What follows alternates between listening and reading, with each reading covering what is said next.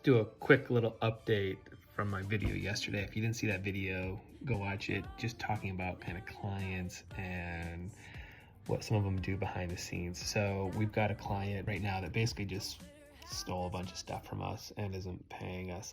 Now, what happens in my model is, I get paid a retainer and then we do a bunch of work. And then I have like a cost per lead model. So very similar to like a Facebook or Google. So if I get an investor to opt into your newsletters, you pay me, right? So we send a lot of traffic to opt-in pages and we try to get investors interested in your deal, what you're doing, just top of the funnel stuff, right? Just get them at least aware that you exist or your deal exists. So that's our model. So we have a client right now that we worked with since like middle of December, stood it all up. I think we got about 600 investors at least to opt in, right? So getting them to literally opt in, and they're getting a nurturing sequence. So the client owes me some amount of dollars for those. So now we come to find out that today we're sitting here and they're messaging those people all their sales opportunities. So like we have inside of like a MailChimp or Klaviyo, we separate that so we can see, hey, this data is segmented. These are all investors. This is not your core audience. So we're at a position right now where we've been invoicing for almost a month saying, hey, you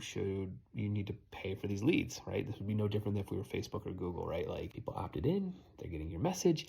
So now this client is messaging them because we can still see we're still in the account, right, as a manager. So we can see that they're like taking that data and marketing them their product and messaging them. And that's the and then now they're ghosting us and won't respond to any messages through our project management tool, email. So yes, we got paid some money up front. There's no doubt about it, but you still gotta pay for the work that's being done, or you can't use that data, right? That's the other part of this. Like, okay, if you want to come back and say, oh, well then erase that data, don't use it.